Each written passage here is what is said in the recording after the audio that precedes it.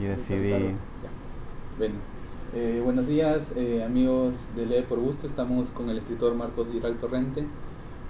Ha sido ganador del Premio Nacional de Narrativa en España, ha sido ganador del Premio Ralde con su novela París, y bueno, lo tenemos hoy día para Lee por Gusto. Bienvenido, Marcos. Muchas gracias. Quería comenzar a preguntarte, Marcos, ¿cómo es de que tú, habiendo tenido un inicio en la ficción, decides escribir de manera autorreferencial Tiempo de Vida, ¿no? Esa novela muy íntima, muy personal sobre la relación con tu padre? Pues fue de manera bastante natural. Yo siempre he empleado hasta ahora, no sé, salvo en muy pocas ocasiones, siempre he empleado narradores en primera persona. Y mis ficciones siempre me ha gustado pensar, o siempre he buscado ficciones que pudiesen suceder en cualquier lugar y en cualquier tiempo, y sobre conflictos, digamos, entre comillas, universales, ¿no? Y eso siempre, la familia para mí siempre ha supuesto el escenario ideal, ¿no? Para poner en pie esos pequeños teatrillos en los que la ficción consiste, al fin y al cabo, ¿no? Y entonces, cuando tuve una experiencia traumática como es la enfermedad y la muerte de un padre, y sobre todo la convicción, porque siempre he repetido y no me cansaré de hacerlo, y que entiendo que hay muchos libros de duelo o ligados a experiencias similares al mío sobre figuras paternas o maternas, que casi es como una especie de necesidad inexorable, ¿no? De volcar tu experiencia sobre el papel casi para depurarte o para entender esa experiencia, ¿no? Ese trabajo, que es necesario, yo creo, en cualquier experiencia traumática, yo ya lo había realizado antes de arrancar a escribir el libro, lo había, digamos, realizado en vida de mi padre. Habíamos pacificado los dos las heridas que nos habíamos ocasionado mutuamente, ¿no? Entonces, en realidad, decidirme a escribirlo fue a partir de la convicción de que la historia que los dos habíamos tejido en nuestras vidas comúnmente, pues era una historia literaria y una bonita historia que contar, ¿no? Porque al fin y al cabo, pese al dolor por la muerte y demás, era la historia del reencuentro entre un padre y un hijo, ¿no?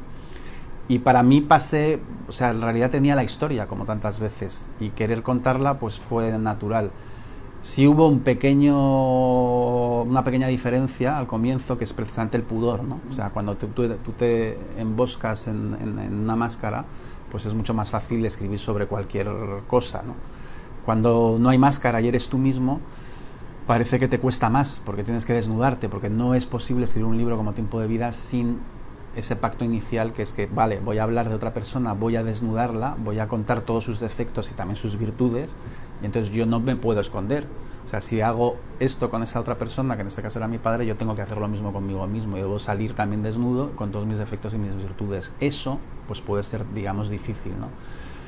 Y al principio lo fue, pero una vez que lo decides, que asumes ese pacto y su necesidad, pues luego para mí fue bastante sencillo escribir como...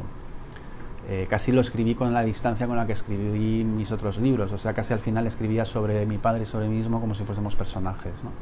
Sí es cierto que al final el paso siguiente a la ficción casi, después escribí El final del amor, que me demoré solamente un año, es el tiempo que menos me he demorado en escribir un libro, y fue precisamente porque estaba ahito y estaba intoxicado del yoísmo de Tiempo de Vida y necesitaba como volver a la ficción, ¿no? ¿Cómo decides qué guardarte y qué contar? O sea, para no... O sea, entiendo que tienes que desnudarte, pero ¿cómo haces la diferencia?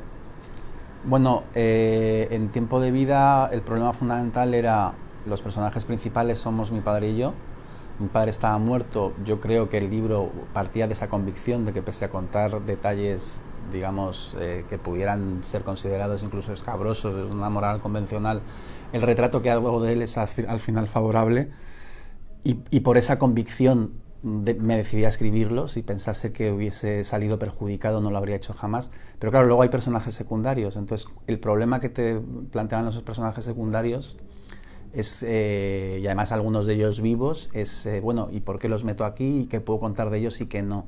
Y mi pacto conmigo mismo fue decidir que solamente podía contar aquello que era absolutamente necesario para entender la historia en sí misma, es decir, no contar nada por el simple hecho de contar simplemente aquello que era necesario para explicar al personaje de mi padre, para explicarme a mí y explicar el conflicto de los dos, ¿no? Luego saltas al final del amor, donde incluso tienes un cuento, la última Gota fría. Última gota fría, que tiene también un tratamiento parecido, ¿no? Pero entiendo de que es un cuento. Bueno, es que ese es de alguna manera, yo alguna vez me he referido a ese cuento como una especie de gajo de ficción desgajado de Tiempo de Vida. Ese es el único cuento un poco autobiográfico del final del amor, todos los demás son completamente ficcionales. Y en ese sí hay un trasunto propio, quiero decir, modificado los personajes y demás, o sea, no es autorreferencial y de hecho está encuadrado en un libro de ficción, pero sí en mi propia vida tuve una historia parecida con un personaje similar que fue pareja de mi madre y un padre, el padre de ese cuento se parece también al mío. Por eso me refiero a ese cuento como un gajo de ficción desgajado de sí. Tiempo de Vida. Ahorita en este momento está mucho de boga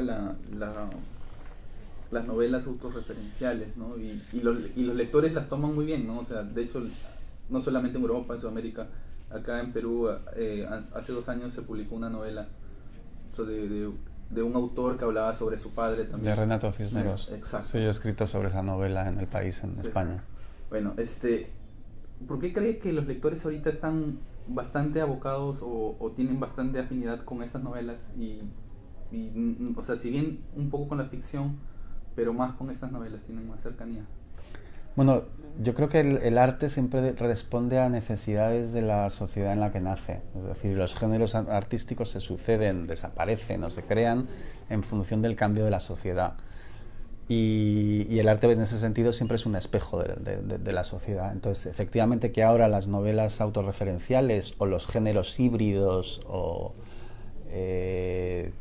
estén viviendo un auge peculiar, pues evidentemente denota algo sobre la sociedad, ¿no? Y yo creo que es que lo que viene a significar es que varias cosas, ¿no? Pero por un lado, vivimos en un momento de crisis, han muerto las ideologías totalizadoras que buscan explicación sobre toda la realidad. Hay la sensación, antes se nos garantizaba de que necesariamente los hijos siempre vivirían mejor que sus padres, y ahora mismo esa especie de pacto de progreso se ha quebrado. Por primera vez hay generaciones en el mundo que empiezan a pensar que van a vivir peor que sus padres. Entonces vivimos un momento turbulento de crisis de muchos tipos, ¿no? De crisis de civilización, de progreso, económica, por supuesto, y nos sentimos, vivimos en la incertidumbre, ¿no? En el no saber qué va a ser de nosotros y qué va a ser de la raza humana. Y entonces hay en ese sentido también un agotamiento de la ficción y de querer historias reales, y también porque el espacio de la ficción ha sido usurpado pues por la ficción televisiva, por las series, por el cine, y entonces lo que demanda probablemente cada vez más el lector de libros son historias auténticas o verdaderas que te ofrezcan el espejismo de darte una guía o una agarradera a esta realidad turbulenta que vivimos, y también historias cada vez más breves, ¿no? Las grandes novelas de miles de páginas pues están casi en extinción, digamos, ¿no? Salvo en géneros un poco ya más comerciales. Este año vas a sacar un libro de cuentos, Mudar de piel. Ese libro de cuentos que también es medio autobiográfico, que le comentaba Héctor Abad.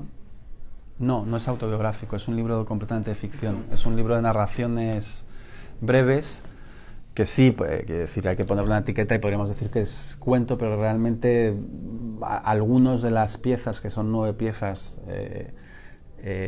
muy pocas de ellas, digamos, que se ciñen a las características del género cuento, y hay algunas que yo califico como de novelas bonsai porque son realmente historias muy comprimidas, pero historias que, digamos, que exceden o descosen las costuras del cuento tradicional, ¿no? Todas orbitan en torno a la familia y son historias de pareja o de padres con hijos o de hermanos, pero son ficcionales, ¿no? Ya para terminar, en Lee por Gusto tenemos una tradición que los escritores recomienden 5 libros a los lectores, a los seguidores. ¿Qué libros les podrías recomendar? ¿Qué libros te han gustado? ¿Qué les podrían gustar? Bueno, pues voy a ser muy tópico, ¿no? Pero Tristram Shandy de Laurence Sterne, por ejemplo, es una novela que a mí me abrió muchísimas puertas cuando la leí.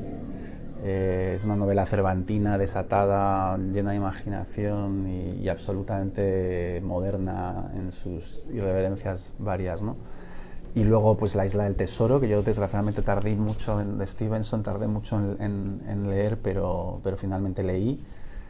Y no sé, Moby Dick de Melville, y En busca del tiempo perdido de Proust, y por meter un contemporáneo que me gusta muchísimo y al que trato de imitar cada vez que escribo narraciones breves, Alice Munro. Muchas gracias. A vosotros.